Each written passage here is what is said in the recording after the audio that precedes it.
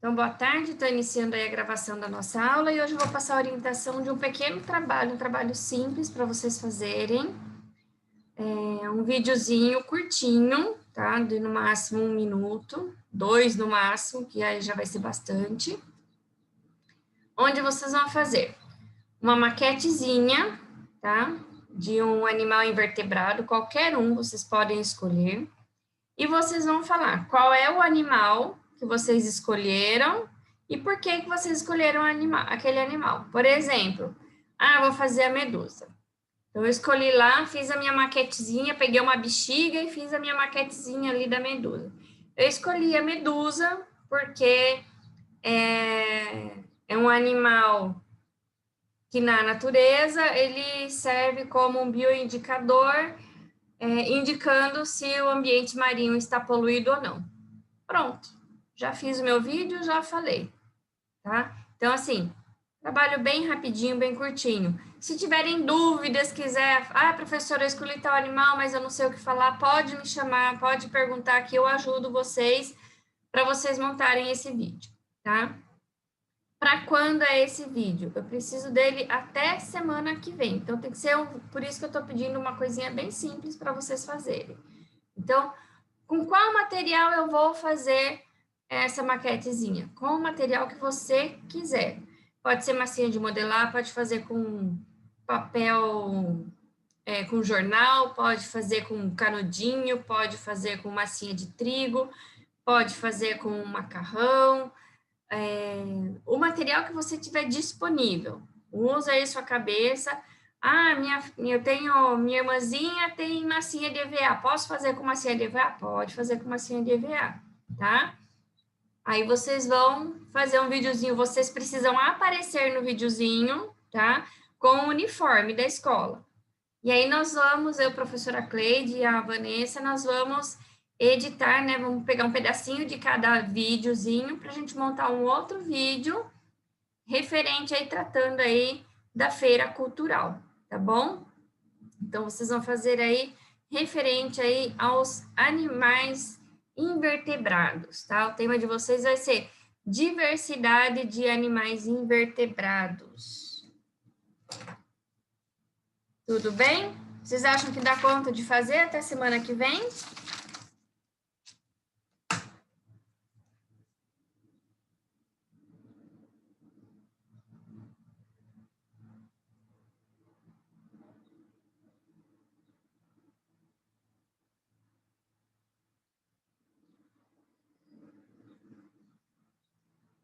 Então, quantos animais vocês vão fazer? Um. Só um. De que tamanho?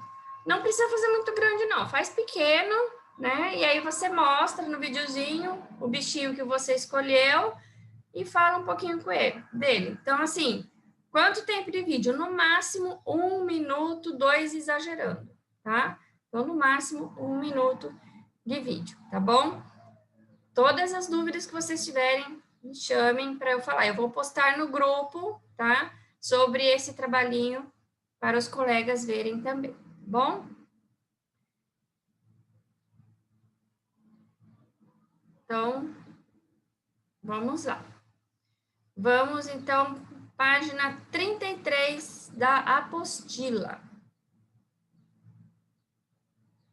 Como eu disse, ó, são só esses exercícios aqui, ó, pouquíssimos.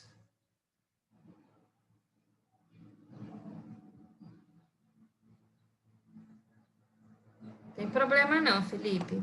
Eu passei um trabalhinho, depois você assiste o vídeo para saber o que precisa ser feito, tá bom? Mas não vai esquecer. Deixa eu aumentar aqui para ficar mais fácil para vocês verem.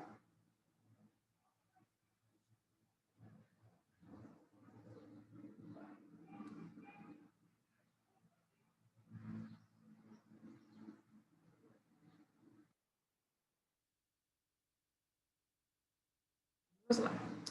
Os peixes são animais hidrodinâmicos. Essa característica está relacionada à respiração, presença de ovos, forma do corpo, forma de perceber o ambiente e relação da temperatura corporal com o ambiente. Então, é a forma do corpo adaptada aos ambientes aquáticos.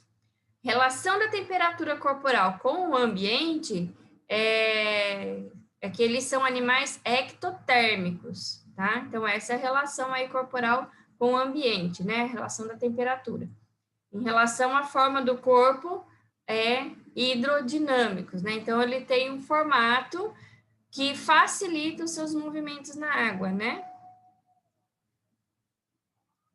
2. Cite duas diferenças entre peixes ósseos e os peixes cartilaginosos. Então, nos peixes ósseos, tem a boca na extremidade da região anterior, né, boca terminal, e tem bexiga natatória.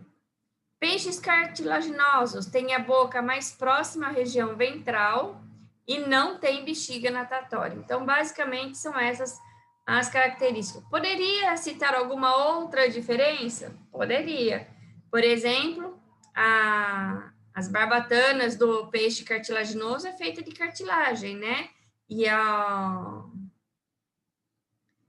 o peixe ósseo não tem barbatana, né? Ele tem nadadeira, mas não tem barbatana. O que é a barbatana? É aquela parte de cima do peixe cartilaginoso, né? Por exemplo, do tubarão. Aquela parte de cima é barbatana, ok?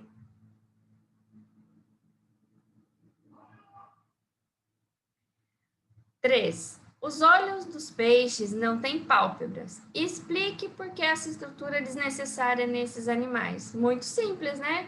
Como eles estão na água, eles não correm o risco do olho ressecar. Então, eles não precisam de ter pálpebra. Agora, nós, seres humanos, nós temos pálpebra. Se a gente ficar um tempão, né, uns 5 minutos com o olho aberto sem piscar, você já sente que parece que o olho começa a ficar seco, começa a ficar, ele começa a arder, começa a irritar, né? Por que isso? Porque a gente não vive na água, então a gente precisa estar piscando constantemente para lubrificar o olho, né? Na água, ele não precisa disso, né? Nos peixes cartilaginosos, as brânquias se abrem em fendas branquiais.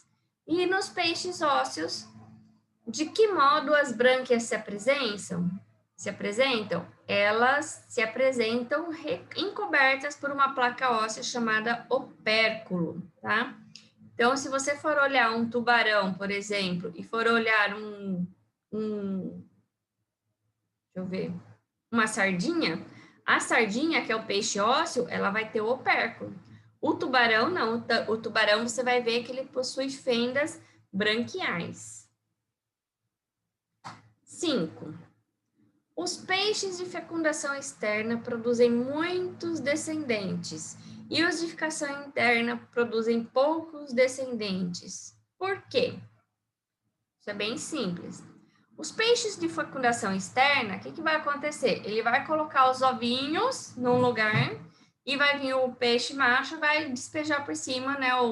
Vai secretar os espermatozoides e vai fecundar os ovinhos. E aí, o que vai acontecer? Os ovinhos vão ficar lá em uma moitinha. Se der sorte, todos vão vingar. O problema é que existem outros peixes que se alimentam dos ovinhos de peixe. Então, um peixe se alimenta do ovinho do outro peixe. E aí, o que acontece? Se você colocar 3, 4, vem o outro peixão e come tudo. Quem assistiu o filme do Procurando Nemo, logo no comecinho, aparece, né? O Marlin e a peixinha, que eu não lembro o nome da peixinha, porque ela mal aparece, né? E o que acontece? Eles colocaram os ovinhos, né, como se fosse numa grutinha, e aí aparece uma barracuda, né? Um outro peixe que gosta de comer ovinhos. E ela fica desesperada e acaba chamando a atenção daquele peixe grande. E aí o peixe grande vai lá, come ela e come todos os ovinhos. E só um ovinho que ele não come, porque o ovinho escorrega, vai parar mais para baixo, né, no coral. Mas ele apresenta lá uma rachadura. Quando ele cai, ele acaba rachando o ovinho e vira o Nemo, né? Que ele é um defeito na nadadeira por conta dessa rachadura. Então, é mais ou menos isso que acontece, né? Ele coloca um monte de ovos para ver se pelo menos uns 4 ou 5 chega na fase adulta. A maioria, ou ele vai virar, comido enquanto é ovinho, ou ele pode ser comido quando vira peixinho, pequenininho, filhotinho, ele come. Então, por isso que precisa colocar um monte para que alguns poucos sobrevivam. No caso dos peixes de fecundação interna, quando toda a fecundação vai ser, né, dentro do peixe, e aí vai nascer. Quando nasce o filhote, às vezes 1, 2 ou 3 filhotes no máximo, né, são poucos filhotes, esses filhotes vão ficar junto da mãe, então a mãe vai proteger esses filhotes, né, de predador e tudo, e não vai correr o risco de serem comidos enquanto são ovinhos, né, então tem essa diferença. E aí eles têm mais chance de chegar na fase adulta. Por isso que os peixes de fecundação interna têm poucos descendentes em relação aos que têm fecundação externa. Tá? 6. De outubro a março, a pesca em determinadas regiões é controlada por causa do período da piracema. A pesca usada sem fins comerciais, pesca de subsistência, continua permitida. Por quê? Porque você vai lá com uma varinha, né, com um anzol, pega 2, 3 peixinhos e vai para casa. A pesca que é para fins comerciais, a pessoa vai pescar com rede e vai pegar uma quantidade muito grande. E aí acaba prejudicando aí a reprodução dos peixes e você tem aí uma queda na quantidade de animais. Mesmo assim, é comum que haja desrespeito à lei, o que prejudica o desenvolvimento de espécies. Sobre esse fato, responda.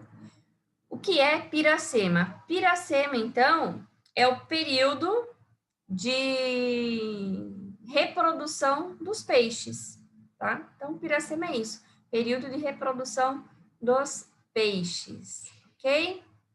Então, são somente essas perguntinhas. Alguém não conseguiu acompanhar aí a resposta da questão 5?